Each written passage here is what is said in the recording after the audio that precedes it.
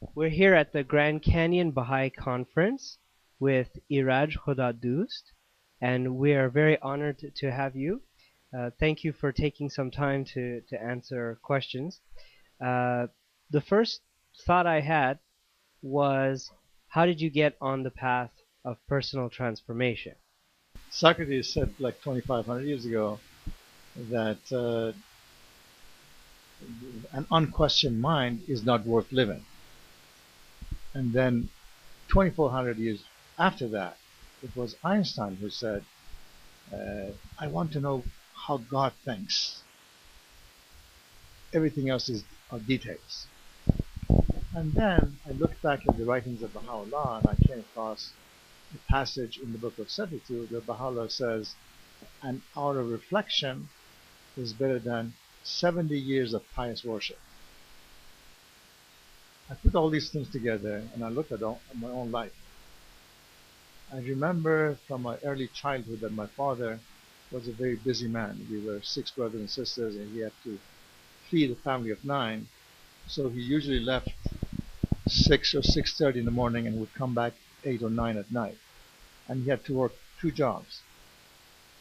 But then he was a very devout man, devout Baha'i, and then every morning he had his long obligatory prayer, which took 9 or 10 minutes to chant it. But I know that he didn't have much time, so he would chant it and he would just dash out of the house to go to his work, and he would come back. So, and he, of course, taught me that I have to have daily prayers. And for the most part, I had these daily prayers, but I never thought that these daily prayers by themselves are not adequate. They have to be complemented with meditation and reflection. That I had not learned. And all of a sudden, now that I'm getting close to being 70 years old, I noticed that what is needed is a combination of meditation, reflection, and prayers. And so this put me on this path of what does personal transformation mean. So I read a few things and I noticed that it is a question of balancing our body and our mind and our spirit. And of course, there's a lot of writing, particularly on the question of mind and body. You know, you go and exercise, you go do yoga, you read, you ask questions, you go to school, and all of these things are good for our body and mind. But then the main issue was the spiritual aspect and the spirituality and personal transformation from a spiritual standpoint. And so I started reading more, and I came across, among the things I read, I came across a very concise book by Deepak Chopra. The title of it is The 7 Spiritual Laws of Success. So I read that and reflected on that, and it was very useful because now I could go back and put together what he's recommending and the teachings of different religions, particularly Baha'i faith. And that gave me a system, in effect, to use for this personal transformation, from the spiritual standpoint. Iraj, did you grow up in a Bahá'í family? And what was your path to accepting Baha'u'llah? Yes, I grew up in a Baha'i family. My father declared himself before my birth, but my mother was a second generation Baha'i. And then my father actually became a Baha'i after reading a number of anti-Baha'i pamphlets. And then he came across Baha'is, and he interviewed them, talked to them, and he was a very devout Muslim. And so he would ask questions from Baha'is, he would go to the Muslim clerics, and they would say something. So he reached a point when he decided, he always said that I knew that everything that these clerics had told me were lies, were absolute lies. And then I went back and checked and rechecked these questions and answers, and then I was convinced that the Baha'i faith was the truth, and he accepted the Baha'i faith. And so I had the blessing of of growing up in a Baha'i family. But then it is in a way blessing and a curse, I should say. It is blessing because I found this path without really searching myself. But then on the other hand, one cannot be a Baha'i because his parents are Baha'is. He has to search for himself. And for me at least, and perhaps some people are more inquisitive than others, for me it was a difficult path because at 15 my parents told me that you can declare or you cannot declare. And so I declared, and then in Iran at that time, when you were 21, they would ask you to reconfirm your declaration. So I had to reconfirm. So, and then I thought that I'm not really ready. Even then I was not ready. There's so much to read. There's so much to absorb. There's so much to learn. So that was the difficult part. But the good part is that it puts you on a path of search. And then what I learned in that process was that our first principle being independent search for truth, this does not mean that I have found the truth and that's the end of it. We are always searching. And whenever I talk, I always give the example that you cannot find the truth and put it in your pocket and say that I have the truth, is right here. It is like the light. You have to continuously search. So I'm still searching in a way. What is it that inspired you to begin the path on personal transformation? It is because, in spite of this idea of search after truth and studying all the Baha'i writings, at least in English language, from the writings of the Bab and Baha'u'llah and Abdul Hamid Shoghi Effendi, and a lot of writings of universal justice, but I had not totally studied and reflected. It was for me. It was just like going to school. I go to school, I learn something, and then I said I've learned it, and then I even go give a lecture or write an article. So unfortunately, that's the way that had been my approach. And then I worked and worked. I worked for 40 years and I retired. All of a sudden I had time. And when I had time, I came to the understanding, after rereading some of the holy writings, particularly writings of Baha'u'llah, that reading without reflection, reading without totally meditating on what you read, is inadequate, is absolutely inadequate, and doesn't get you too far. So that's why I started on the path of personal transformation. When you have the opportunity to speak with the Baha'i friends, as you many times do, about transformation, what are some of the things that you share with the friends? To be honest with you, after retirement, I felt some unsettlement because of having studied the Baha'i writings and many other holy scriptures. I've read good part of the Bible and good part of the Quran and some of the Buddhist writings, but there was still something lacking, and therefore I wanted to go back and reflect further, and I came across a concise book written by Deepak Chopra called The 7 Spiritual Laws of Success, and that was very useful for me. As we know, as Baha'is, we believe that the main tenets of all religions, the foundation of all religions, is one, and the moral teachings are the same.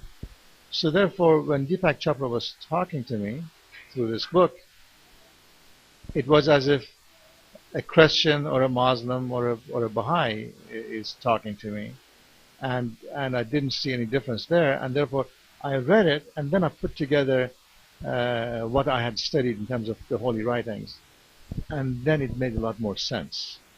And in that respect, I can articulate some of what I have found in terms of what I call personal transformation. Once you told me a story of a discussion about purity of heart.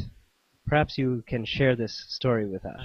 That's actually an interesting story because Last year I went, or it was this year, earlier this year I went to summer school, Baha'i summer school in Tennessee, and the speaker there raised a question in the presence of about 200 Baha'is, and he asked, what do you think is the most important principle of the Baha'i faith according to Baha'u'llah? And so somebody said search after truth, somebody says that racial unity is the most challenging issue, equality of men and women, and then unity of the whole human race, and that's what I was thinking about, oneness of the humankind. And he was saying that all of these are nice, but it seems like Baha'u'llah said something else to be the most important principle of the Baha'i faith. And so this was again another challenge for me. That, I've been a Baha'i all my life. I've read all these writings, and this gentleman is asking what the most important principle is, and I can't really articulate it or understand it. And he said, it seems to me it is a pure heart.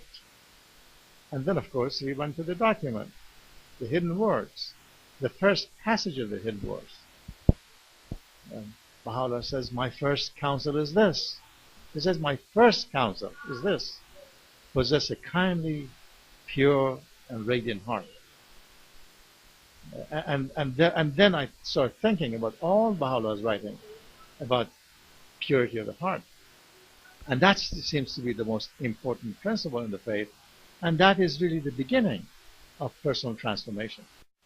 There is a passage in the writings of Baha'u'llah in the 7 valleys and the 4 valleys. It says something to the effect that we should always see the end in the beginning. That if we are seeing a storm, we should be able to see in that storm the springtime. If we see darkness, we should be able to see the light that's coming. And so it does not admit for any moment the opportunity to see something as devastating, but rather to see it as an opportunity. How do you think this plays in the process of personal transformation? I had read 7 Valleys many times, maybe over 10 times. And I'd come across this passage that you referred to and many other passages. But still I feel myself, again, like at the beginning of the path of personal transformation. So the 7 Valleys, although some years back I thought that I got it. And I understand it. But at this time, I feel that I'm still a little farther away from understanding it. This idea of the beginning and the end, and all of that, and the total, the ending values, you're becoming nothing and nothingness, all of that. It still makes some sense, but still I'm struggling to understand it. So I'm on a much lower path on this path of personal transformation that we'll be discussing. Earlier, you mentioned Deepak Chopra. Based on your experience with the writings of Baha'u'llah, all the revelation, and what you've read with Deepak Chopra, in your opinion, what is your understanding of personal transformation? When I go back and read Baha'u'llah's writings, he tells us that prayers without meditation is inadequate. The first step in personal transformation, in the spiritual personal transformation, is silencing our mind. All these years I had never thought seriously about what does it mean silencing our mind. Then I noticed that, all religious traditions do it in one way or another. Sufis, the Muslim Sufis, Rumi was one Sufi from his time, 700 years ago. We know about whirling dervishes. They turn and turn and turn and turn until this mind becomes quiet. And then they start meditation. That isn't even meditation. That is silencing of your mind. You go to Israel and you see these Jewish rabbis or Jewish people coming to the Wailing Wall, and they just keep nodding their head. But no, they're silencing their mind. You go to a Buddhist temple, and you see that these people, these Buddhist monks are sitting, and they just go on doing this over and over again. And all of this is for silencing your mind. Then I went back to Baha'u'llah. He tells us so very clearly that when we want to pray, it is best if we say Allahu Akbar, the Bahá'í salutation, 95 times.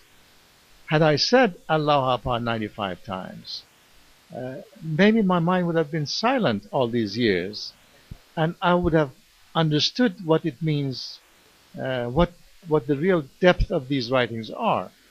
So in all of these religious traditions, and even in non-religious traditions, yoga, part of it is because of this, to silence your mind before you do anything else.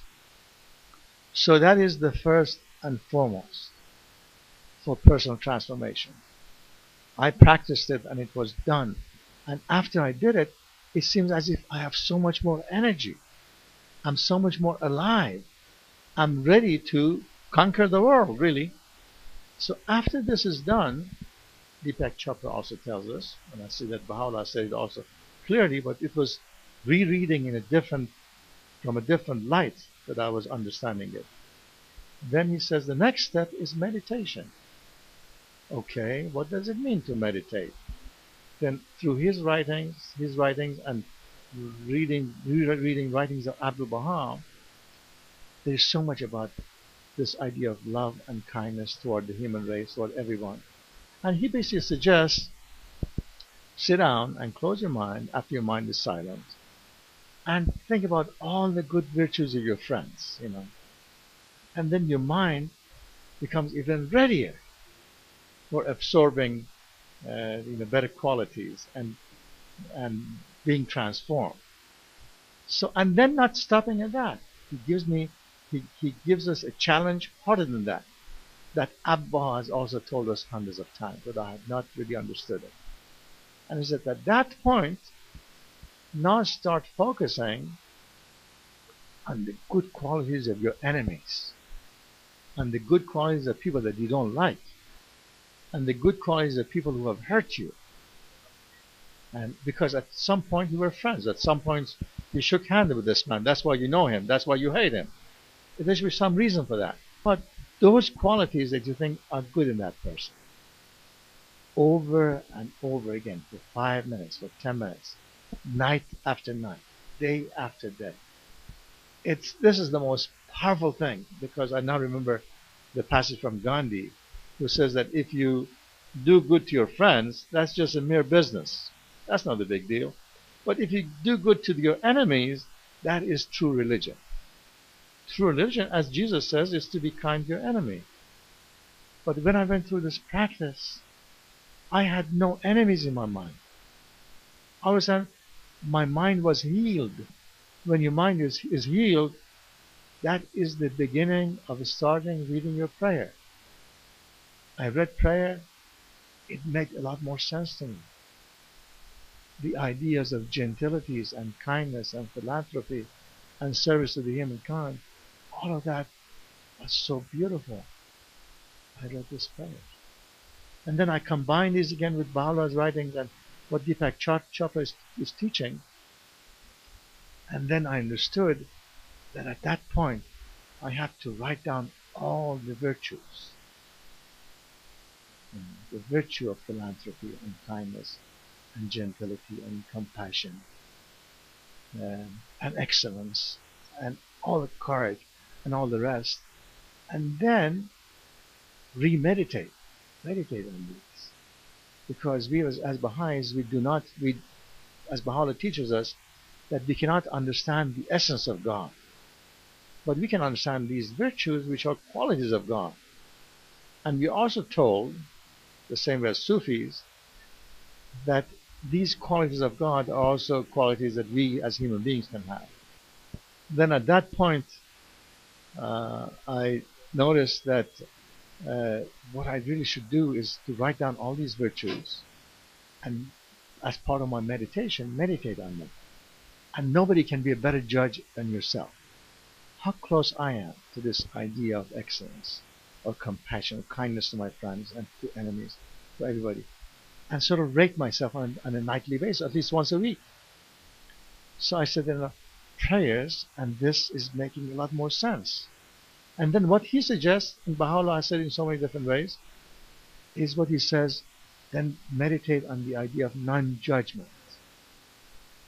Because the soonest I start judging this person and that person, and who is a better person, who is a better Baha'i, who is a better Muslim, who is better this and that, then I lose my center. I'm not centered spiritually anymore. Then I thought to myself, when he says that we need to study the holy writings, it just does not mean only prayers. Actually, then I've noticed that prayers by itself is not adequate, because prayers is when we are talking to God, asking Him to make us gentle and kind and compassionate. But then we also need to study the holy writings, which means the tablets, which are different than prayers. This is where God is talking to us. He is giving us instructions. And so read a passage from the gleanings from the writings of Baha'u'llah, or the hidden words. And then I did a little of that. Then I noticed it makes a lot more sense. So this is the beginning of the path of personal transformation. And the last step that Chopra recommends, and Abdul Baha has done all his life, is the path of service. Because if we have become a wonderful person, good enough. But what are we doing for the human race? That is to serve them.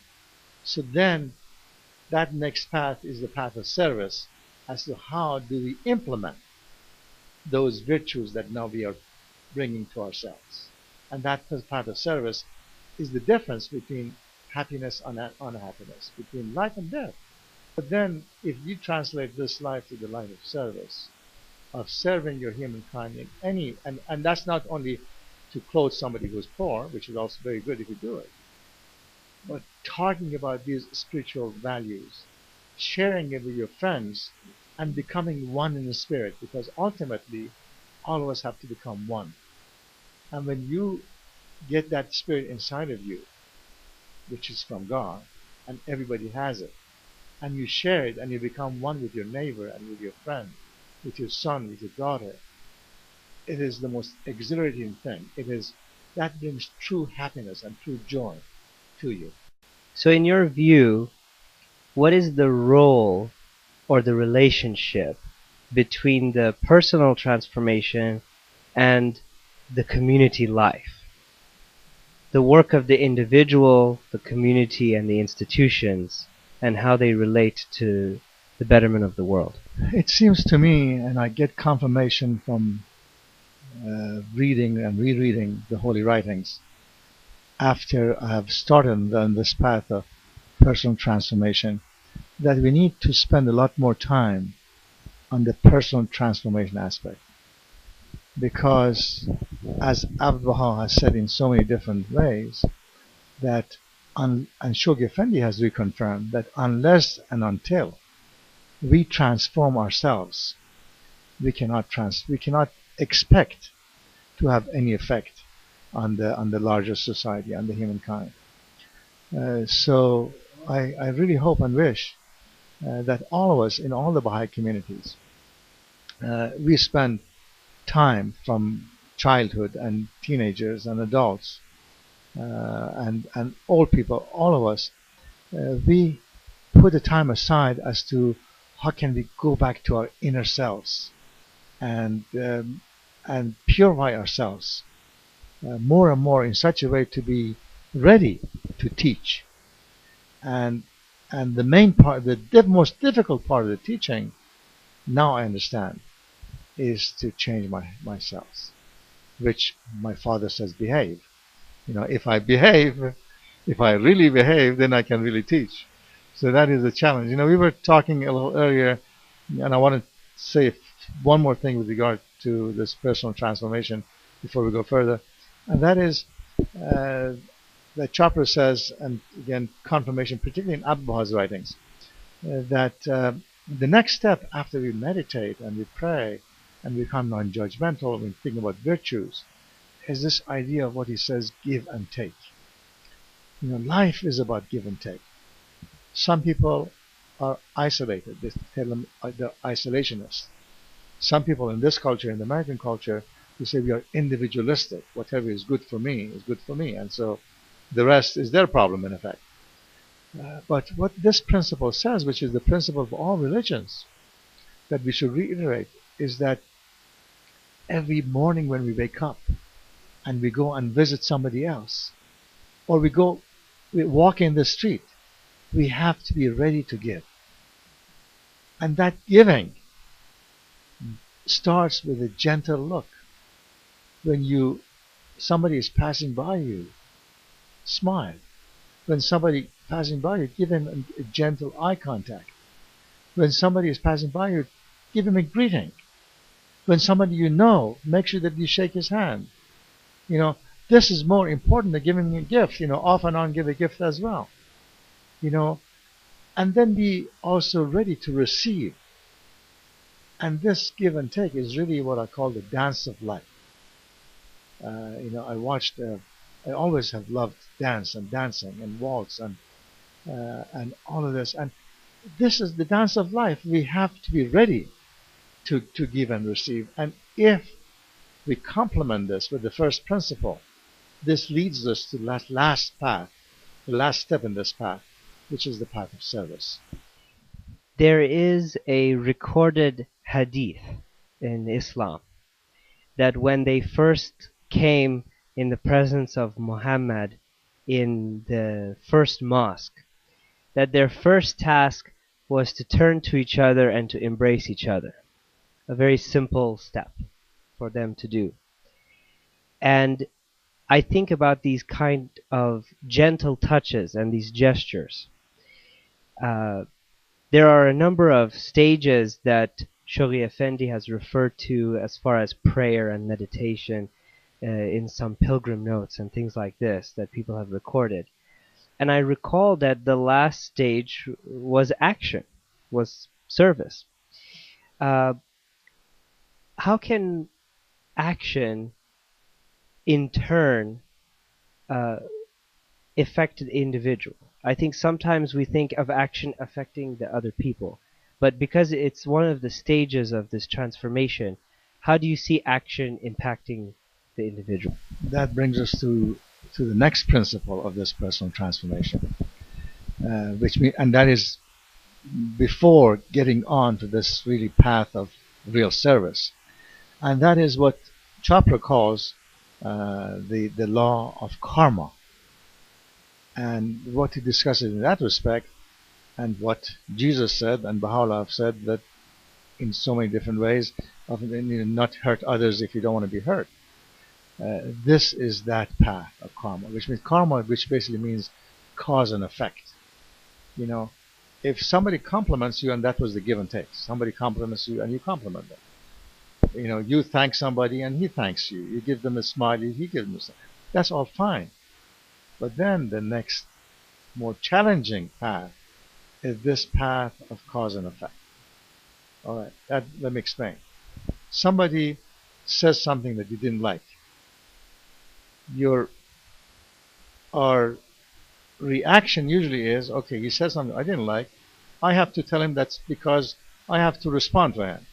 So I'll go back and say something that he doesn't like. And so he doesn't like it either, then he reacts. So it just goes on and on and on, and it becomes bickering. It becomes differences. It becomes alienation. It becomes, people who don't like each other.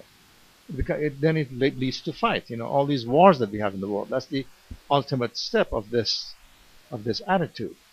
So, and this path of ultimately becoming the path of action and service is understanding this path of karma. So what do we do about it? Well, again, going back to the scriptures and the way Chopra has summarized on this path of karma is to do this. That always remember, every action has a reaction. Okay? If somebody has said something bad to you and you respond in kind, it's not going to solve anything. So it is true that we go back to our logic and it says because he has done something bad, I have to retaliate But that's not what God would do. That's not what religion teaches us. And what Chopra tells us, which goes back to the question that you asked earlier, he said, rather than going to your head, to your mind, what should we do? We should go to our heart. And this heart is religion, which is in everybody's heart, and it's the same religion. He says, if you go to your heart, the heart never fails. The heart will tell you what the right response would be. And basically, the right response, when we combine the heart and the mind, it tells us that if the result is unhappiness, for him, for you, for the world, don't do it. If the result of your response creates more happiness, then do it. So see, that's so practical, isn't it? But then that's something we have to remember every day of our lives. If we don't remember it, then we're not on this path of personal transformation. I want to go back to something that you mentioned earlier. We were talking about meditation. And throughout the writings, there are constantly passages where it's revealed, meditate on this, or ponder this, reflect on this, if ye be of them that perceive, or something to that effect.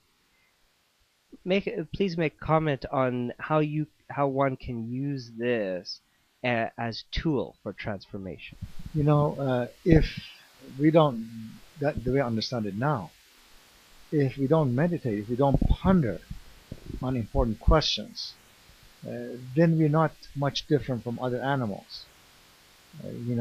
So our humanity is the fact that we have the ability to meditate and to ponder and reflect on questions. I remember from one of the philosophers, one of our current philosophers, who was a professor at University of San Francisco, I believe. His name is Jacob Needleman. And he says that basically something to this effect, that the worst crime of our century is that we do not reflect and we do not ponder on important questions. And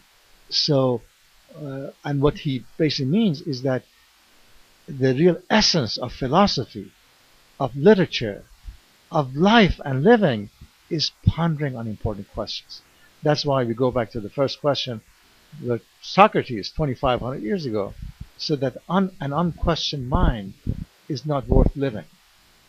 An unquestioned mind is not worth living. So this means if we do not ponder on important question, who am I? Where have I come from? What's the purpose of life? Our life is meaningless. And this is what, we go through school for 18, 20 years, and we seldom, if ever, spend an hour or 2 hours in school time pondering and asking questions. I'd like to end with this question, which I think kind of brings everything together. It's the question of coherence. There are a number of references in the institute material that the Bahá'í community is undertaking for its development.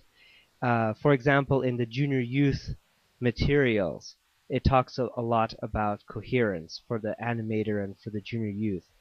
In the Ruhi books, a lot of focus and attention is made about seeing life as an integrated whole and not compartmentalizing life into segments or false dichotomies. We don't have a business life or a Bahá'í life and a family life, and those are all separate, and we spend a certain amount of time for this and a certain amount of time for that.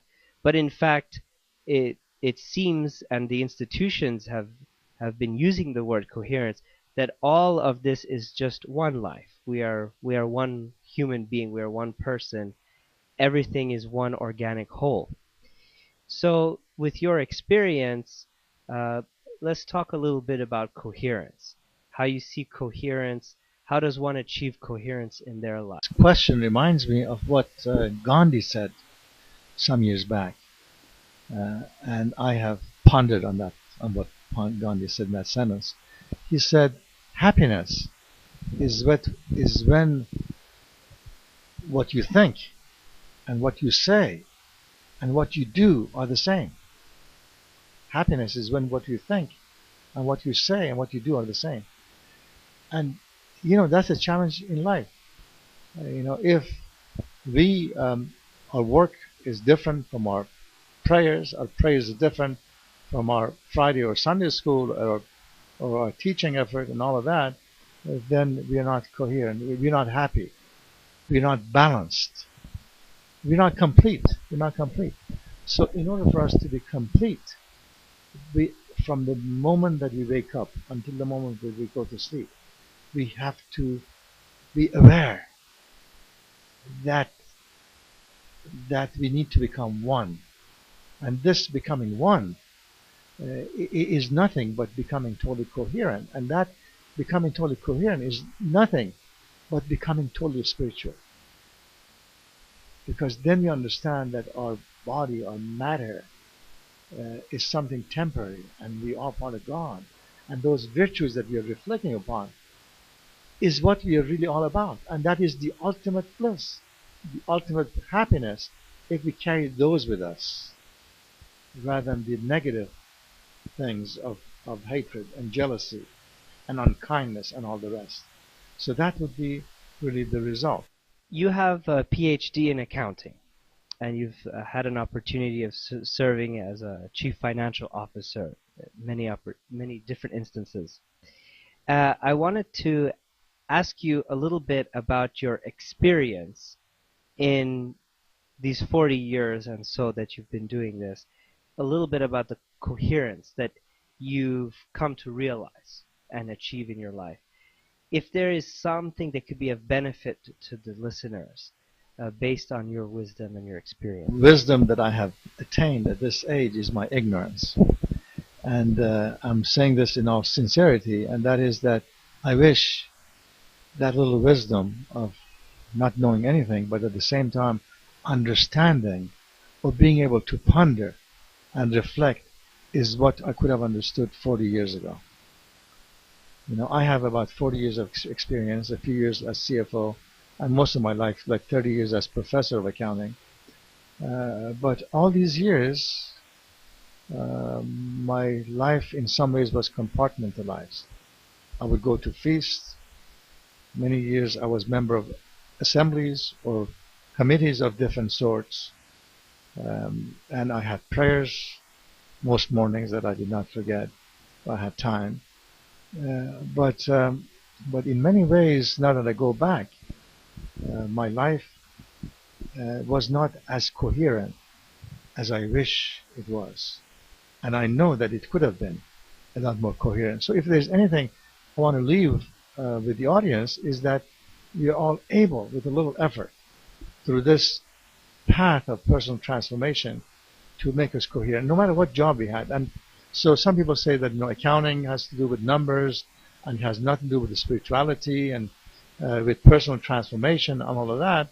And now that I go back and reflect on it, I see that there is so much in it, even in accounting, in business world, that is connected to personal transformation, is connected to the life that we can lead, to be happy, to be coherent.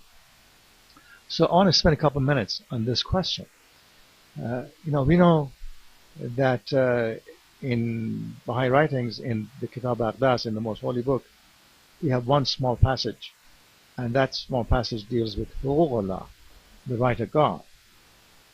Now, I went to school for over 10 years in college, and have read many accounting texts, but Baha'u'llah has said it in a concise one paragraph, this idea of right of God, which also explains accounting in the most profound way. In simple words, it basically says that live a life and spend your money, but then try to spend it to try to manage your finances, in effect, in such a way that from your savings you can give 19% of what you save after you pay for your house payment and utilities, everything else, paying 19% as to the fund, as he calls the right of God. When I go back to this, there's so much spiritual principle for personal transformation, because he tells me how to lead my life. He tells me how to spend my money, and he leaves it to me because I'm a child of God. When I get those virtues, then I can, otherwise I can't. He doesn't tell me that calculate this money this way, and that's how much you need to spend, and that's how much you need to make. But he says, from what you make. Basically, what you think is reasonable. Spend reasonable amount. Then save. So saving is a virtue. Saving is a spiritual principle. And then give 19%. And that purifies your money. That purifies your life. So that is also a spiritual path. So I never knew until retirement that my path of business, my path of accounting is also a spiritual path. And what a beautiful principle it is, because now that is connected to many other things. Then I can also save to give to philanthropy. I can also save to do good on earth. Then I can provide services through the money that I have generated. So all of these things are related. So in my life, I learned a lot of these things gradually. I'm also, maybe I'm a little impatient with myself, but I sort of say I wish I had learned them much earlier. I could have been a lot more effective. But then you go back to this personal transformation. Another principle of personal transformation is this idea of surrender. Again, in all religious traditions, this idea of surrender is very important. And that, to me, basically means do not dwell on the past. I'm sorry I have dwelled a little on the past. I should not be sorry for what has happened. I should learn from it. And I should not, although it's good to plan for the future, I should not spend so much time on having anxiety on what the future will do. I have the present. I have to live this life in the present. I have to plan, but I should not worry about the future. So there's this also a principle which is related to business, but also related to life as well. And I also like to leave you with this other idea that that when I go to this path of personal transformation, and also my life, what I have learned from all of these things, I come to the conclusion that we are creatures, and also we are created by God. And also, when we go through this process, we become totally creative. That creativity is from God, and then it's always with us. But then with this going to the path of personal transformation, our creativity can become very much enhanced. Please share with us, if you may, a little bit about what you see as the vision of the Baha'i faith for the future of mankind. When we look at this world, and as Shoghi Effendi has told us, the two processes of destruction and construction, regeneration and degeneration, is with us. Sometimes we may become disappointed, but as Baha'is, we are very hopeful, and we know that the beautiful future is in front of us, and we see all these calamities as really a blessing in disguise, because the process of destruction is working to level out this planet for a bright future, and all the signs of that are here. People are becoming less materialistic. Even here, people are walking on the path of the spirituality. People, they may call it different things, but it doesn't matter. If they go exercise, they're becoming more spiritual. If they go and do yoga, they become more spiritual. If they go to a park and walk, they're becoming more spiritual. And if they're, if you're going to a concert and listen to some good music, they're becoming more spiritual. So people are becoming more aware of a balanced life, of a more spiritual life, of not everything is money, not everything is material things, possessions to have. And also people are becoming more aware in the global aspect that we're all interconnected and that we have to somehow work more diligently for peace and for understanding and for cooperation on the planet Earth. This is the vision of the Baha'i faith, and we are certain that we're getting there. I hope that many people will be enlightened and gain some wisdom from what they've heard, and I thank you very much for this opportunity. Thank you.